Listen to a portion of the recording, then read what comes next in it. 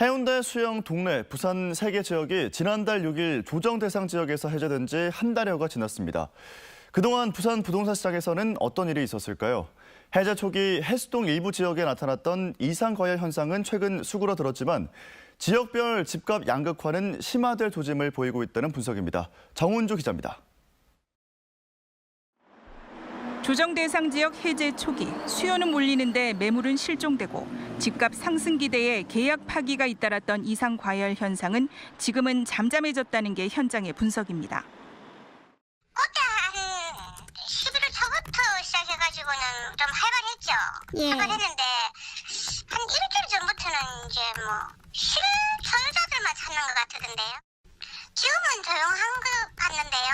원정도 다 빠져나간 것 같고. 하지만 부산의 집값은 해수동을 중심으로 오름세입니다. 11월 부산 아파트 매매가는 전달보다 0.44% 올랐습니다. 2017년 3월 이후 2년 8개월 만에 최고 상승률을 보인 겁니다. 수영구와 해운대 등 조정 대상 해제 지역이 집값 상승을 주도했고 기장 동구는 보합세, 중구는 집값이 오히려 떨어졌습니다. 때문에 11월 부산 전체 가구당 평균 가격은 지난해 1월 수준으로 회복된 정도입니다. 집값이 전반적인 진정, 회복세를 보이고 있는 가운데 지역별 집값 양극화가 뚜렷해지고 있는 겁니다. 회복이 돼서 가격이 올라가는 지역과 그렇지 않고 침체 늪에서 벗어나지 못하는 지역들이 극심하게 갈리는 이런 양극화 현상이 더 가속화가 될 것으로 판단이 되고 있고, 내년에 2만 5천여 세대 신규 입주 물량이 부산 지역에 쏟아져 나올 경우 실수요자들의 내 집 마련 고민도 계속될 걸로 보입니다. 전세 시장은 계속적인 약세를 보일 가능성이 많고요. 이에 따라서 실수요자들이 내 집 마련을 하려고 하는 수요들도 상당히 부담을 느낄 가능성이 높을 것 같습니다. 이런 분위기 속에 최근의 집값 상승 분위기가 계속 이어질지에 대해서도 전망이 엇갈리고 있습니다. 조정 대상 지역 해제 한 달, 과열 양상에서 벗어난 부산 부동산 시장이 앞으로 어떻게 흘러갈지 관심을 모으고 있습니다. MBC 뉴스 정은주입니다. 한때 389만 명이던 부산 인구가 어느새 지금은 342만 명으로 줄었습니다.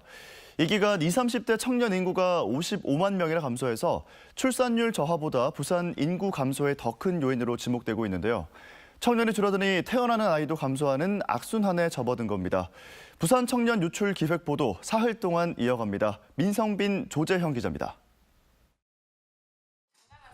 부산 연산동에 직장을 둔 37살 이승엽 씨는 늘 1시간 일찍 출근을 서두릅니다. 2년 전 쌍둥이가 태어난 이후 고향 부산에서 경남 양산으로 보금자리를 옮긴 탓입니다. 식구가 늘어 좀 더 넓은 집을 찾다가 집값이 싼 양산을 택했습니다. 저희 쌍둥이가 태어나면서 육아 문제로 3대가 같이 살게 되었는데요. 집을 구하다 보니까 부산은 아무래도 집값이 조금 부담됐고. 지금 제가 서 있는 이곳이 부산과 경남 양산의 정확한 경계 지점입니다. 지난해 부산에서는 양산으로 18,300명 정도가 떠났고 이렇게 반대로는 1,100명가량이 이동했습니다. 부산에서 양산으로 8,000명 이상이 순유출된 건데요. 부산 순유출 인구의 최대 행선지는 서울도 아닌 인근 기초단체인 양산이었습니다. 지난 1년간 부산 지역의 출생과 사망에 따른 자연 감소는 3,200여 명. 그런데 부산을 떠난 순유출 인구만 2만 6천여 명으로 자연 감소분의 8배가 넘고 이 중 절반 이상이 20, 30대 청년층입니다. 부산을 떠나는 37.5%가 직장 때문에 가족과 주택이 그 뒤를 이었습니다. 2018년 부산에서 다른 지역으로 전출한 인구 중에서 경남이 40.1%, 수도권이 29.3%로 높은 비율을 차지하고 있으며 부산에서 대학을 나와 취업한 58.6%만이 부산에서 첫 직장을 갖고 나머지는 부산을 떠나 경남과 서울 등지에서 사회생활을 시작합니다. 따라서 양질의 일자리를 제공할 수 있는 기업의 유치를 통해서 청년층 인구의 순유출을 막는 것이 지역경제 활성화의 큰 과제라고 볼 수 있겠습니다. 최근 부산연구원의 설문조사에 따르면 부산 청년들의 82.4%가 부산을 떠나지 않고 계속 남아서 일하고 싶다고 밝혔는데요. 결국 일자리와 내집 마련 등의 이유로 많은 청년들이 부산에서 떠밀려 나가는 것으로 분석됐습니다.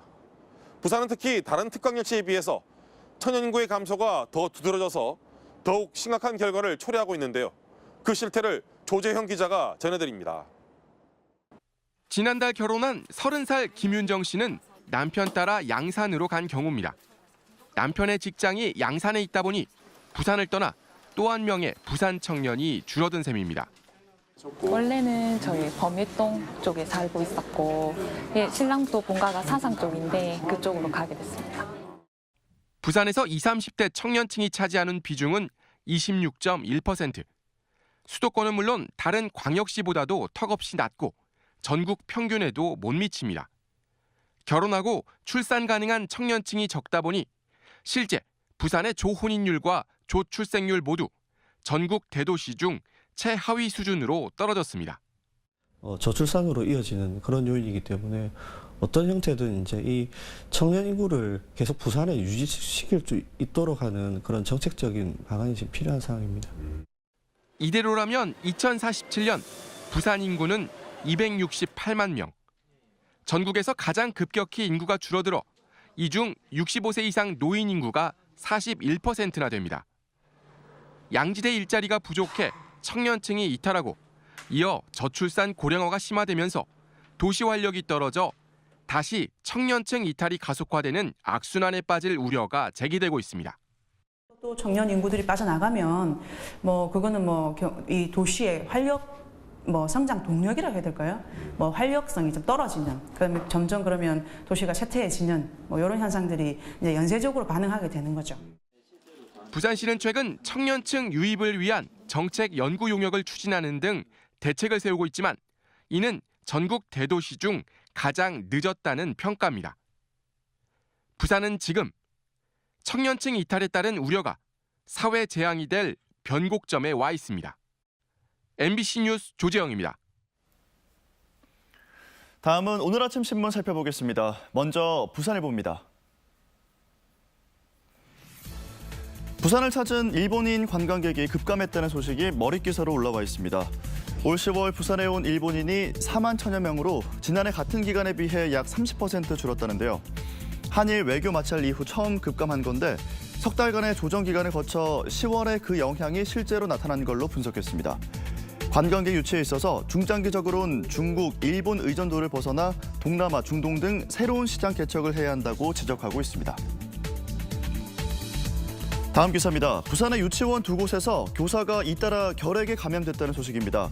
지난 10월에 이어 지난달 27일에 유치원 교사가 결핵 확진 판정을 받았는데 원생과 다른 교사들은 이상 소견이 없다고 전했습니다. 다음 신문 국제신문입니다. 졸업해도 못 갚아라는 제목의 기사 일면에 실려 있습니다. 부산의 학자금 체납액이 4년 사이에 4배로 뛰었다는 내용인데요. 약 15억 8천만 원으로 전국 17개 시도 중 서울, 경기, 인천에 이어서 4번째로 많은 수치라고 합니다. 지역 산업 침체로 인한 취업난, 저임금을 원인으로 꼽고 있습니다. 오늘 마지막 기사입니다. 부산 앞바다에 해상 택시를 띄울 수 있게 됐다는 소식인데요.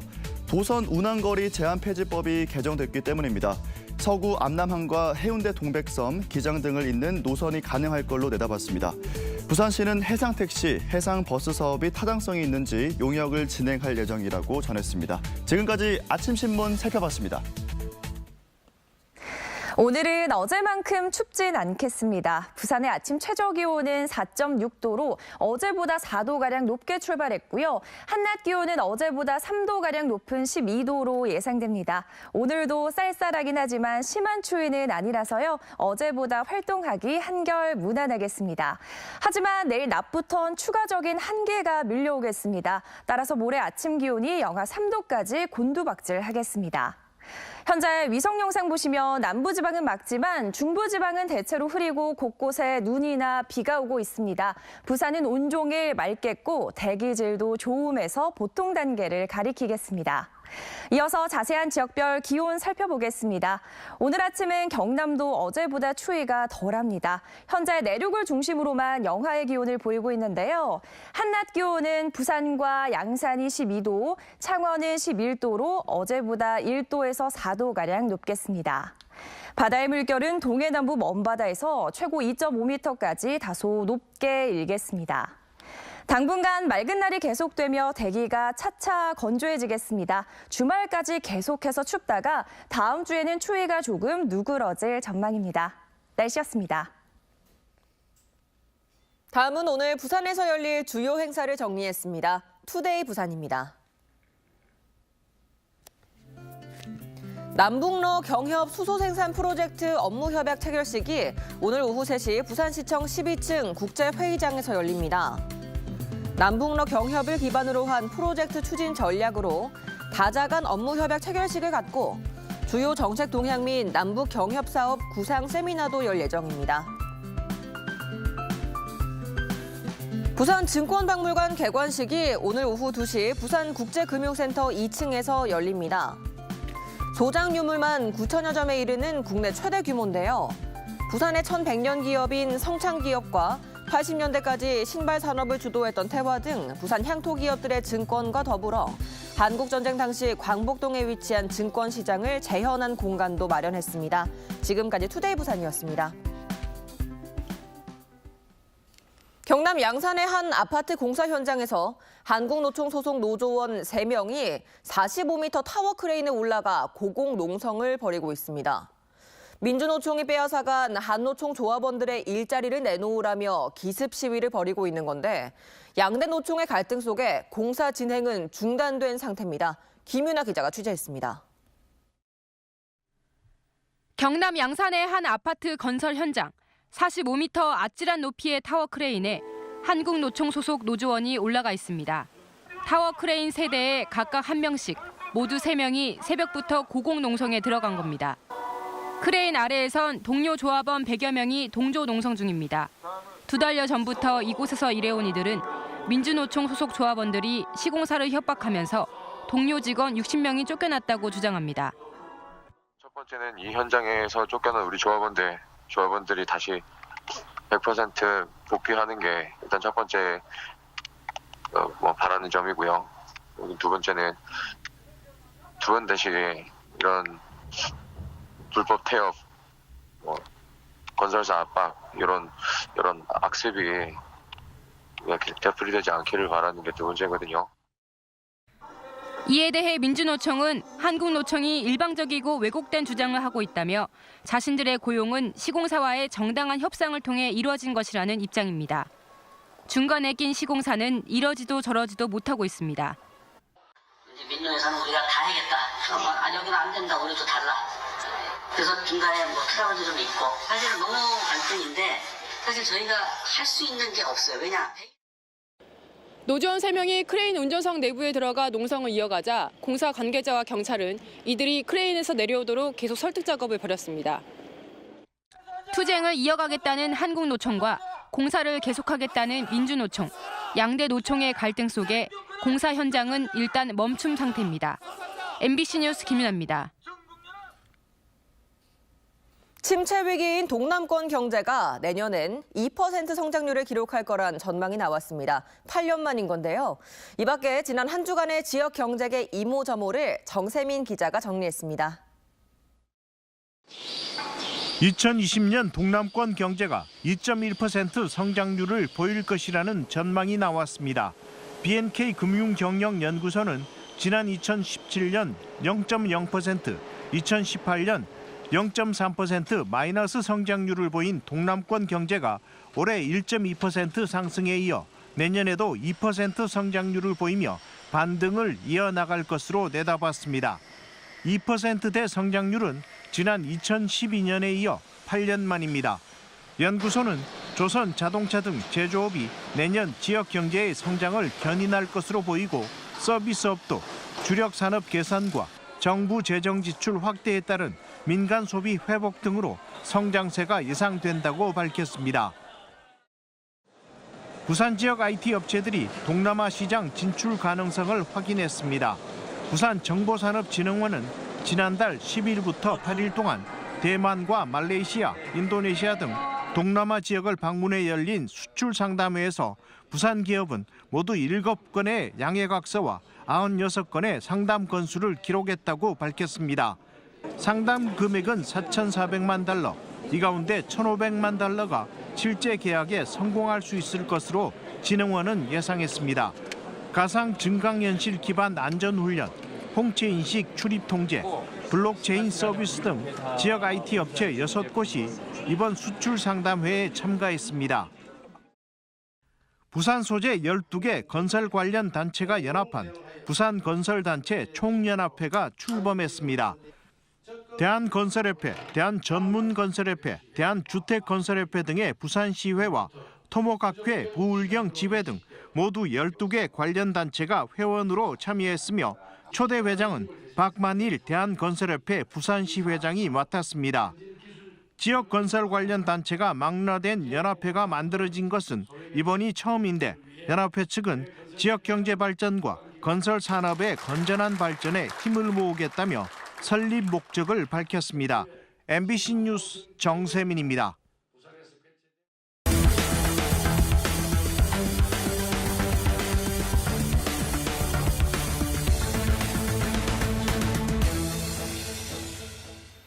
어제 오후 4시 10분쯤 남구 이기대 앞바다에서 50대 남성 A씨가 바다에 빠진 것을 행인이 발견했습니다. 신고를 받고 출동한 해경은 경비정과 특수구조단을 급파해 갯바위를 붙잡고 있던 A씨를 구조했습니다. A씨는 저체온증을 호소해 인근 병원으로 옮겨졌으며 해경은 A씨가 바다에 빠진 경위를 조사하고 있습니다. 유신헌법 반대 집회에 참여했다 경찰에 붙잡혀 구류를 살았던 60대가 40년 만에 재심에서 무죄를 선고받았습니다. 부산지법 형사 6단독은 국가안전과 공공질서의 수호를 위한 대통령 긴급조치 위반 등의 혐의로 재심이 청구된 60살 A씨에게 무죄를 선고했습니다. A씨는 부산 모 대학에 재학 중이던 1979년 10월 16일과 17일 교내와 도심에서 유신헌법 철폐 시위에 참여했다 같은 달 20일 경찰에 체포돼 구금된 뒤 구류 10일을 받았습니다. 재판부는 긴급조치 구호는 이미 대법원 전원 합의체에서 위헌 결정으로 내려진 만큼 무죄를 선고한다고 밝혔습니다.